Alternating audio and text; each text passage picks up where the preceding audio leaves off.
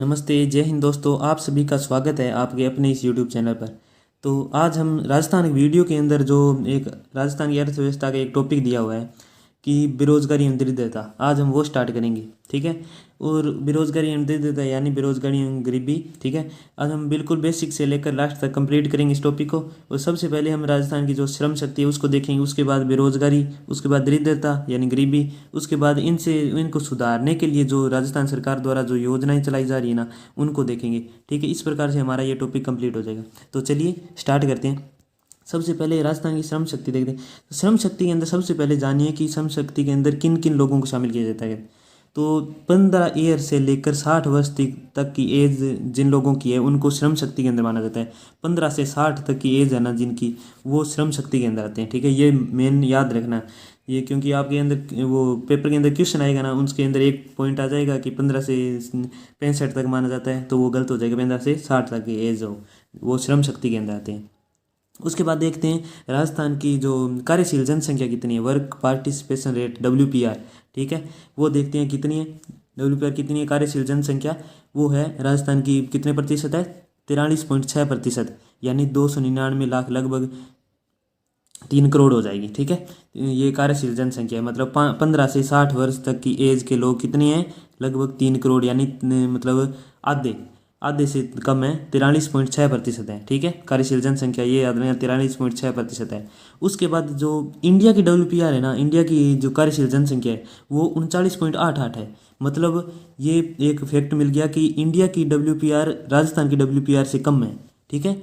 मतलब आपके वो क्वेश्चन के अंदर ऑप्शन आए तो राजस्थान की WPR इंडिया की WPR से कम है, तो वो गलत हो जाएगा, क्योंकि राजस्थान की WPR है ना वो ज़्यादा है इंडिया की WPR से। ठीक है। उसके बाद देखते हैं राजस्थान की WPR किस जिले की सबसे ज़्यादा है। तो प्रतापगढ़ की सबसे ज़्यादा WPR है। मतलब प्रतापगढ़ के 15 से 60 ईयर्स तक के जो एज के लोग हैं ना, वो 55.5% है। उसके बाद चित्तौड़गढ़ आता है। ठीक है। 51.9%। आपको एक याद रखना है, प्रतापगढ़ है ना उसकी WPR राजस्थान के सबसे ज़्यादा है राजस्थान के अंदर।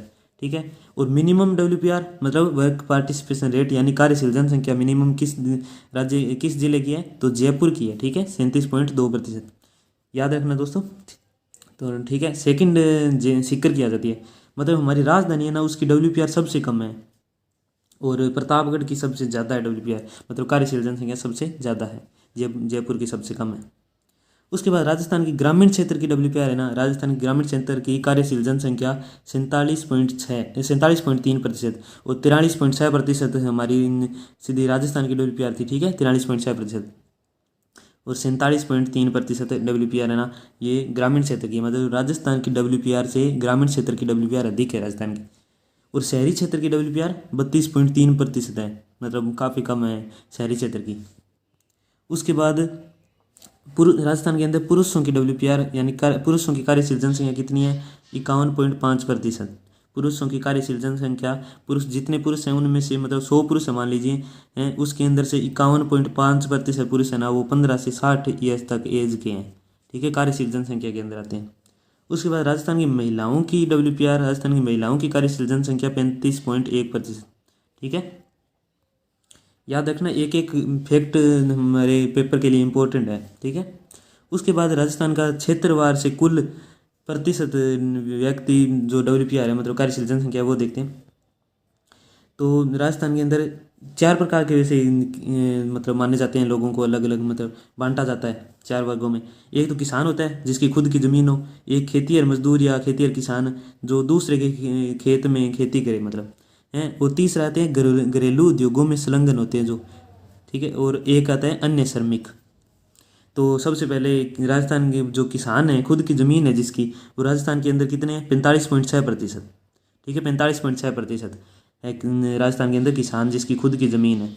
और भारत के अंदर कितना है, ओनली 24.6%। 45.6% है। और 24 मतलब राजस्थान की जो किसान है, खुद की ज़मीन जिसकी है, वो लगभग राजस्थान भारत के जिसकी किसान है ना उसके जब लगभग डबल है। ये याद रखना। मेन आपको यही याद रखना है, एक ही इनके अंदर, इन सब के अंदर एक मेन यही याद रखना है, 45.6% खुद की ज़मीन वाला किसान है राजस्थान के अंदर। ठीक है। भारत के अंदर 24.6% है ओनली। भारत से ज़्यादा है, मतलब ये याद रखना, ठीक है। भारत से ज़्यादा ये एक ही है, और बाकी इंडिया के है ना वो भारत से राजस्थान से ज़्यादा है, ठीक है। ये एक है ना, ये राजस्थान का ज़्यादा है किसान। और खेती और मजदूर है ना वो 16.5% है राजस्थान का, और लगभग डबल है इंडिया का। इसके अंदर ये डबल है इंडिया का, ठीक है, खेती और मजदूर। उसके बाद घरेलू उद्योगों में ना वो 2.4% है राजस्थान का, तो और 3.8% इंडिया में है। और अन्य श्रमिक 35.5% राजस्थान का, 41.6% इंडिया का। मैंने एक, बस आपको ये फैक्ट याद रखना है, ठीक है। और ये इसका अंदर ये याद रख सकते हो कि राजस्थान से लगभग डबल है खेती और मजदूर है ना, राजस्थान से इंडिया का खेती और मजदूर लगभग डबल है। और राजस्थान का खुद का किसान है जो खुद की ज़मीन वाला, वो इंडिया से डबल है, ठीक है। तो नेक्स्ट देखते हैं, राजस्थान के में राज्य में कृषि पर निर्भर श्रमिकों का अनुपात। कृषि पर जो निर्भर है ना, एक तो वो हो गया कृषि पर निर्भर, एक तो जिसकी खुद की ज़मीन है 45.5% किसान हो गया, एक जो खेती और मजदूर है दूसरे की ज़मीन पर खेती करता है वो हो गया 16.5%। मतलब राजस्थान के अंदर कृषि पर निर्भर कितने प्रतिशत श्रमिक है, तो 62%, 62.1%, लगभग 62% मान लीजिए वो कृषि पर निर्भर है, ठीक है। बहुत इंपॉर्टेंट है दोस्तों ये, कृषि पर कितनी प्रतिशत जनसंख्या है, तो 62.1% निर्भर, ठीक है। और यदि बच्चे और वृद्ध भी जोड़ें तो 70% जनसंख्या कृषि पर निर्भर हो जाएगी। ये कार्यशील जनसंख्या के अंदर जो बच्चे और वृद्ध होते हैं ना, और एक वो होते हैं विकलांग, वो होते हैं ना, उनको शामिल नहीं किया जाता, ठीक है। इसलिए 70% जनसंख्या हो जाती है, लगभग बच्चे और वृद्धों को इनको शामिल किया जाए, ठीक है। 62.1% है, बाकी 8% ये हो जाएंगे, ठीक है। तो नोट है, कार्यशील जनसंख्या का व्यावसायिक वितरण राजस्थान की अर्थव्यवस्था के विकास के स्तर को दर्शाता है। ये नॉर्मल है, बाकी बालक, वृद्ध, बीमार, विकलांग, बाधित उनमें सम्मिलित नहीं है, ये आपको बता ही दिया नॉर्मल, ठीक है। 62.1%, ये याद रखना। अब श्रमिकों का वर्गीकरण किया गया है। एक मुख्य श्रमिक होते हैं, श्रमिक दो प्रकार के होते हैं, मुख्य श्रमिक और सीमांत श्रमिक, ठीक है। श्रमिकों का वर्गीकरण, मुख्य श्रमिक और सीमांत श्रमिक। मुख्य श्रमिक वो होते हैं जो 183 दिन यानी 6 माह की अधिक रोजगार करें, ठीक है। मुख्य श्रमिक 6 माह से अधिक रोजगार मिले उनको, वो मुख्य श्रमिक होते हैं। और जो साल के अंदर है, ये साल के अंदर 183 दिन या 6 माह से कम रोजगार जो करे ना, वो सीमांत श्रमिक होते हैं, ठीक है। मुख्य श्रमिक 6 माह से अधिक रोजगार, सीमांत श्रमिक 6 माह से कम रोजगार। राजस्थान में मुख्य श्रमिक कितने हैं, तो ये इम्पोर्टेंट है, ठीक है दोस्तों, ये इंपॉर्टेंट है। राजस्थान के अंदर मुख्य श्रमिक है 70.5%, और बाकी बचे हुए सीमांत श्रमिक है। 70.5% मुख्य श्रमिक है जो मतलब 6 माह से अधिक रोजगार करते हैं, ठीक है। और जो सीमांत श्रमिक है वो कम है, ओनली 30% है, लगभग 29.5%, ठीक है। तो अब देखते हैं मुख्य श्रमिक राजस्थान के अंदर, ये बता दिया 70.5% मुख्य श्रमिक है। और सर्वाधिक मुख्य श्रमिक है ना, ये जयपुर के अंदर है, ठीक है। सर्वाधिक मुख्य श्रमिक जयपुर के अंदर है। और न्यूनतम कार्यशील, याद है आपको बताया था मैंने, न्यूनतम कार्यशील जनसंख्या भी जयपुर की है, ठीक है। और सर्वाधिक मुख्य श्रमिक ये भी जयपुर के हैं, ये देखिए 83.6% है। न्यूनतम किसका है मुख्य श्रमिक, तो डूंगरपुर का है, ठीक है। और उसके अंदर WPR कार्यशील जनसंख्या न्यूनतम जयपुर की थी, और सबसे अधिक प्रतापगढ़ की थी। ग्रामीण क्षेत्र में मुख्य श्रमिक 66.3%, और शहरी क्षेत्र के अंदर 88.8%, ठीक है। ग्रामीण क्षेत्र से अधिक है शहरी का मुख्य श्रमिक, ठीक है। सीमांत श्रमिक ये आपको बता दिया 29.5% है। और मैक्सिमम किसका सीमांत श्रमिक किस जिले में, तो डूंगरपुर के अंदर है मैक्सिमम। ये इसके अंदर कौन सा था, मुख्य श्रमिक जयपुर के अंदर सर्वाधिक था, और इसके अंदर उसके अंदर न्यूनतम था डूंगरपुर के अंदर, तो और इसके सीमांत श्रमिक डूंगरपुर के अंदर सर्वाधिक हो जाएगा।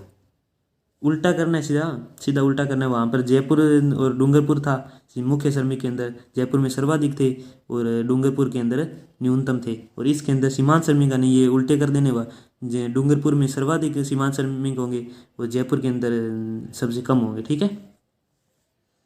आप ज़्यादा वही याद रखना है, मुख्य श्रमिक और सीमांत श्रमिक की जनसंख्या प्रतिशत कितना है, तो 70.5% मुख्य श्रमिक है और सीमांत श्रमिक 29.5% है।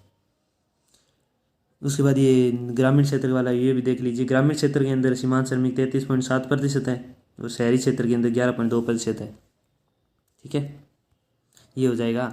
ग्रामीण क्षेत्र के अंदर मुख्य श्रमिक तो 66.3% हो जाएंगे और सीमांत श्रमिक 33 बाकी बचे हुए।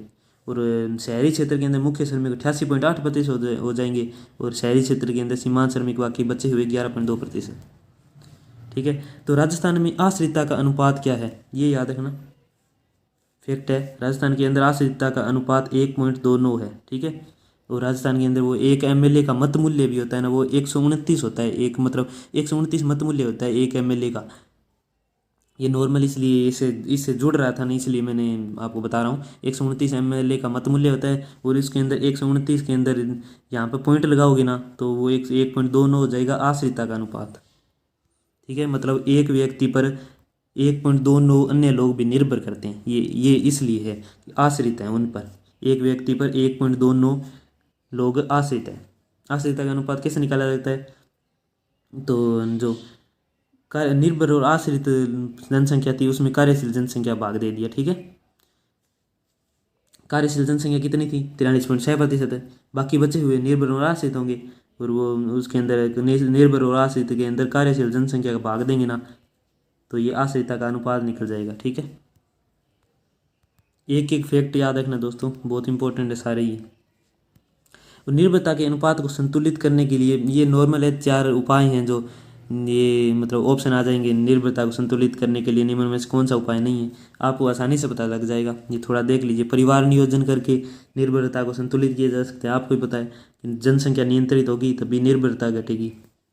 ठीक है, जितनी ज़्यादा जनसंख्या हो जाएगी उतनी ज़्यादा निर्भरता बढ़ती जाएगी, इसलिए वो योजनाएं चलाई जाती है जनसंख्या को संतुलित करने के लिए। ठीक है, परिवार नियोजन को अपनाकर मतलब सकल प्रजनन दर है ना, TFR टोटल फर्टिलिटी रेट को में कम मिलाकर जनसंख्या की वार्षिक वृद्धि दर को नियंत्रित करके इसको निर्भरता को संतुलित किया जा सकता है। 12वीं पंचवर्षीय योजना ये याद रखना, 12वीं पंचवर्षीय योजना है ना उसके अंदर TFR यानी टोटल फर्टिलिटी रेट यानी सकल प्रजनन दर वो 2.9 थी। ठीक है, मतलब 10 महिलाएं 2.9 बच्चों को मतलब लगभग 3%, 3 बच्चों को, एक महिला 3 बच्चों को लगभग जन्म देती थी, मतलब 10 जोड़े 29 बच्चों को जन्म देते थे। ठीक है, वर्तमान में TFR क्या है, तो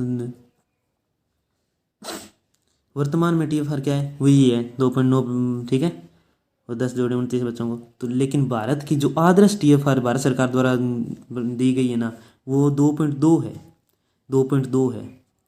ठीक है, आदर्श है ये है, लेकिन है कितनी 2.9। ठीक है, याद रखना। परिवार नियोजन करके निर्भरता संतुलित किया जा सकता है और जो सामाजिक आर्थिक विकास करके निर्भरता को संतुलित किया जा सकता है और राज्य के आर्थिक संसाधनों का विकास तेजी से विकास करके संतुलित किया जा सकता है और परियोजनाएं और विकास कार्य करके निर्भरता को संतुलित किया जा सकता है। ठीक है, नॉर्मल है। अब बेरोजगारी देख लीजिए, बेरोजगारी है ना उसके आंकड़े मुख्य 2 स्रोत से प्राप्त होते हैं। कौन कौन से, मुख्य मतलब मानव विकास सूचकांक HDI से, और एक ये CMIE होता है कि मतलब centre for monitoring Indian economy, इसके द्वारा रिपोर्ट दी जाती है, रोजगार एवं बेरोजगारी की स्थिति रिपोर्ट दी जाती है। इन दोनों से इनके आंकड़ों का पता लगाया जाता है। तो सबसे पहले मानव विकास सूचकांक है ना HDI है ना, इसके आधार क्या हैं, 3 मूल्यों को शामिल किया जा सकता है। 3 मूल्यों को शामिल किया जाता है, उसके आधार पर बेरोजगारी के आंकड़े निकाले जाते हैं। एक तो साक्षरता, एक प्रति व्यक्ति आय, एक जीवन प्रत्याशा। तीनों याद रखना, एक अन्य पॉइंट आ जाएगा इनके अंदर, ऑप्शन आ जाएगा वो मतलब गलत होगा। ठीक है, साक्षरता, प्रति व्यक्ति आय और जीवन प्रत्याशा, ये 3 मूल्य हैं जिन पर मानव विकास सूचकांक की रिपोर्ट निकाली जाती है। न्यूनतम HDI रिपोर्ट है ना राजस्थान की 17वीं पोजीशन है, उसके अंदर 17वां स्थान है राजस्थान का, मतलब पूरे भारत में 17वां स्थान है राजस्थान का उसके अंदर मानव विकास सूचकांक की रिपोर्ट के अंदर। उसके बाद CMIE एक और है, मतलब centre for monitoring Indian economy, इसके द्वारा रिपोर्ट निकाली जाती है, रोजगार एवं बेरोजगारी की स्थिति रिपोर्ट निकाली जाती है। ठीक है, तो 2021 की रिपोर्ट है ना बेरोजगारी दर है ना उनके अंदर हरियाणा फर्स्ट है, सबसे ज़्यादा बेरोजगारी दर है ना हरियाणा की है और सेकंड है ना राजस्थान है। हमारा राज्य मतलब कौन सी पोजीशन पर है, तो सेकंड पोजीशन पर है। और बेरोजगारी दर कितनी है राजस्थान की, तो 26.7% है इस रिपोर्ट के अनुसार है। ठीक है, इस रिपोर्ट के अनुसार 26.7% राजस्थान की बेरोजगारी दर है और यह राजस्थान पूरे भारत में सेकंड बेरोजगारी दर वाला राज्य है। ठीक है, फर्स्ट कौन है, हरियाणा है। आपको यही सेकंड वाला याद रखना है कि राजस्थान सेकंड पर है। इसके अंदर HDI रिपोर्ट में 7वीं पोजीशन है। नेक्स्ट देखते हैं मूल्य सूचकांक क्या होते हैं, कौन कौन से हैं। एक थोक मूल्य सूचकांक होता है, एक उपभोक्ता मूल्य सूचकांक होता है। थोक मूल्य मतलब होलसेल वाला, और एक खुदरा मूल्य रिटेल प्राइस। ये मुद्रास्फीति को मापने हेतु WPI थोक मूल्य सूचकांक और CPI उद्योग उपभोक्ता मूल्य सूचकांक काम में ली जा सकते हैं।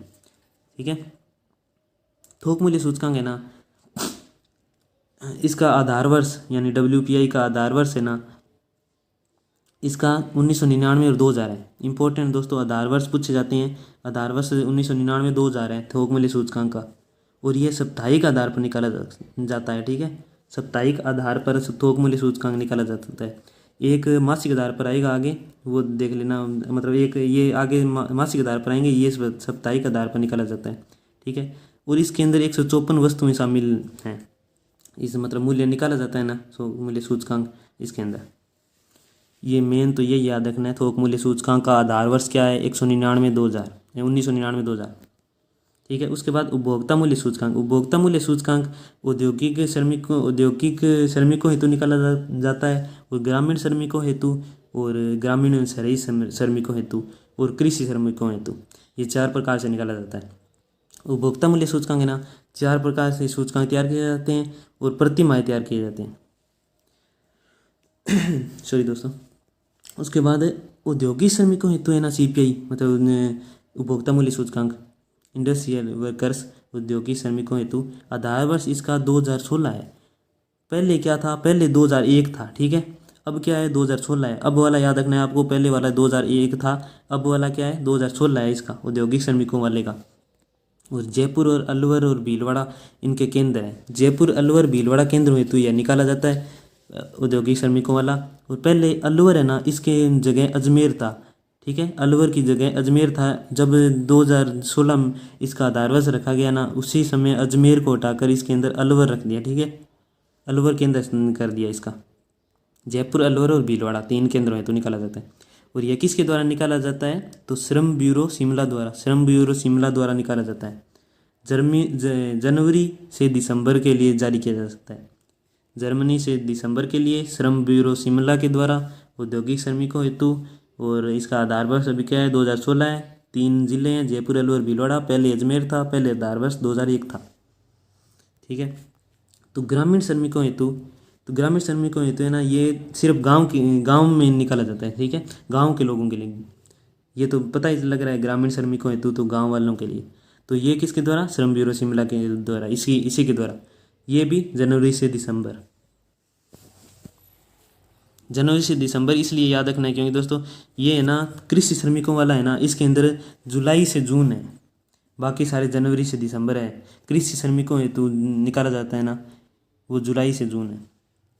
तो ग्रामीण श्रमिकों वाला देख लिया। उसके बाद ग्रामीण और शहरी श्रमिकों दोनों को मिक्स करके निकाला जाता है मिश्रित रूप से। तो गांव वाले वे श्रमिक जो शहर में काम करते हैं उनके लिए निकाला जाता है। ठीक है, इनका आधार वर्ष क्या है 2012 है। उसका क्या था 2016 था। इसका औद्योगिक श्रमिकों वाले का 2016 था और इसका 2012 है। और श्रम ब्यूरो शिमला के द्वारा यही निकाला जाता है और जनवरी से दिसंबर निकाला जाता है। उसके बाद कृषि श्रमिकों हेतु आधार वर्ष क्या है 1986-87 सबसे पुराना आधार वर्ष। ठीक है, 1986-87 है कृषि श्रमिकों वालों के लिए।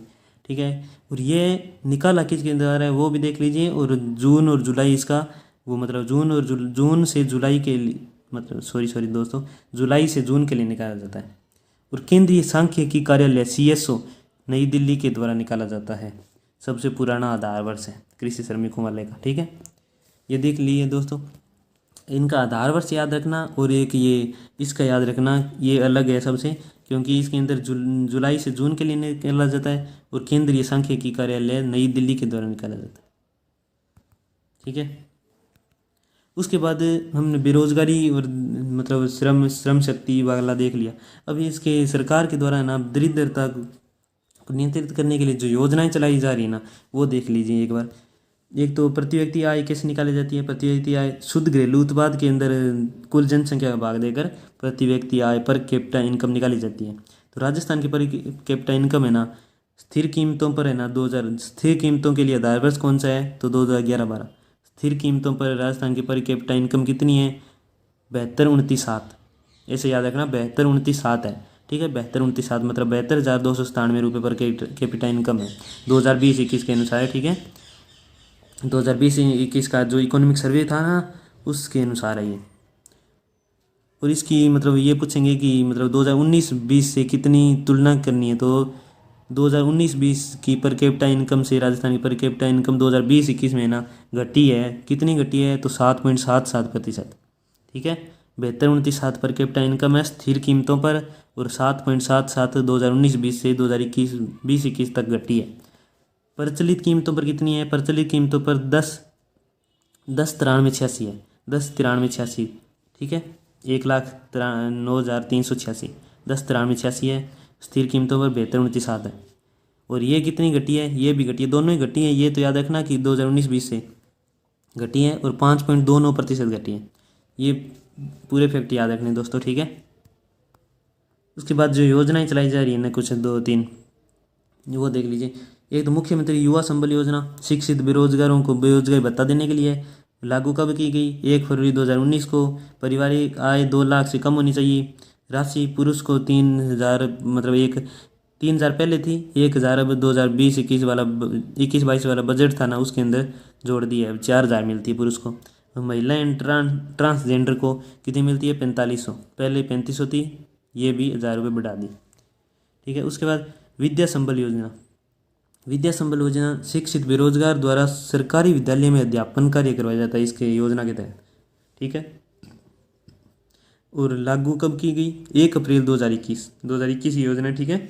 1 अप्रैल 2021 नियुक्ति जिला कलेक्टर की अध्यक्षता वाली समिति द्वारा चयन किया जाता है। उनके द्वारा मतलब किसी बेरोजगार है ना उनको विद्यालय में अध्यापन के लिए भेजा जाता है। और इस किसके द्वारा चयन किया जाता है तो जिला कलेक्टर की अध्यक्षता वाली एक समिति बनाई जाती है, उसके द्वारा उनका चयन किया जाता है। वेतन कितना मिलता है 21,000 से 60,000 पर मंथ, ठीक है।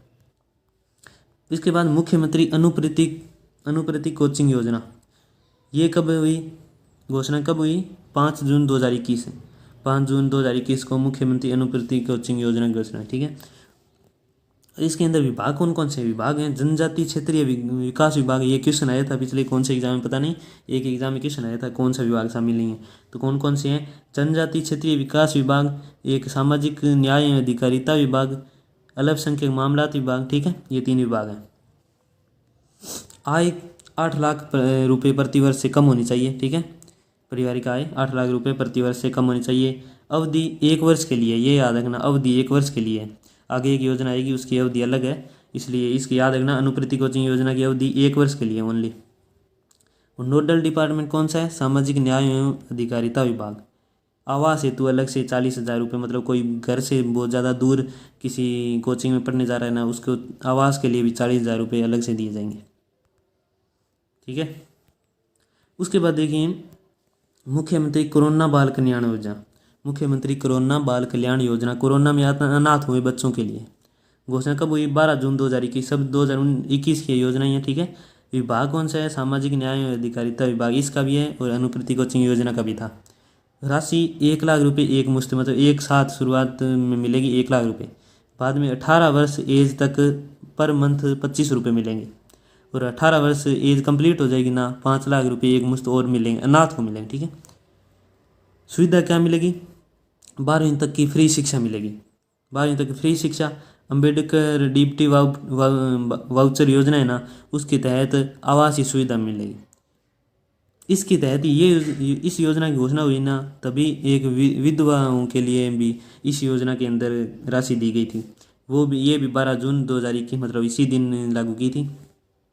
राशि 1 लाख रुपये एक मुश्त, मतलब एक साथ 1 लाख रुपये, ये विधवाओं के लिए, वो अनाथों के लिए थी, ठीक है। ऊपर वाला कोरोना में जो अनाथ हुए थे उनको के लिए, और ये जो विधवा हो गई हैं उनके लिए 1 लाख रुपये। 1,500 रुपये पर मंथ मिलेंगे, और 1,000 रुपये पर मंथ बच्चों हेतु, मतलब उनके जो बच्चे हैं उनको लिए 1,000 रुपये पर मंथ एक्स्ट्रा मिलेंगे, और उन बच्चों के लिए ना किताबें और कपड़ों के लिए 2,000 रुपये पर ईयर मिलेंगे, ठीक है। उसके बाद अंबेडकर डीबीटी वाउचर योजना, अम्बेडकर डीबीटी वाउचर योजना है ना, ये कौन कौन से वर्ग हैं, जनरल को छोड़कर अन्य सभी वर्गों के लिए आवासीय सुविधा प्रदान कराना। जो यूजी और पीजी जो कॉलेज के विद्यार्थी हैं ना, उनके लिए ये योजना, ठीक है। ग्रेजुएशन कर रहे हैं, जो ग्रेजुएशन एंड पोस्ट ग्रेजुएशन जो कर रहे हैं ना, उनके लिए है डीबीटी वाउचर योजना। जनरल को छोड़कर अन्य सभी वर्गों के लिए। घोषणा कब की गई? 23 मई 2021 को। इसका विभाग कौन सा है? नोडल विभाग सामाजिक न्याय एवं अधिकारिता विभाग, ठीक है। राशि संभागीय स्तर पर 7,000 रुपये पर मंथ, ठीक है। जिला स्तर पर 5,000 रुपये पर मंथ, ठीक है। ये याद रखना। और इसका ये अवधि याद रखनी है, मेन यही है, सबसे ज़्यादा इम्पोर्टेंट है। ये एग्जाम्स में कई एग्जाम से पूछी जा चुकी है पीछे भी, ठीक है। 10 माह है इसकी अवधि है, ठीक है। 10 माह है इसकी अवधि है। अनुप्रति कोचिंग योजना कितनी थी? 1 साल थी, पूरे 1 वर्ष थी उसकी। इसकी ओनली 10 माह है, पूरी 12 माह है, मतलब 1 साल नहीं है। डीबीटी वाउचर योजना 10 माह है अवधि है। गत परीक्षा में मिनिमम 75% मार्क्स होने चाहिए इसके अंदर, ठीक है। तो ये हो गई हमारी गरीबी एंड बेरोजगारी कंप्लीट टॉपिक। उसके बाद हम नया टॉपिक कोई करेंगे, ठीक है। तो धन्यवाद, वीडियो को पूरा देखने के लिए आपका बहुत बहुत धन्यवाद दोस्तों।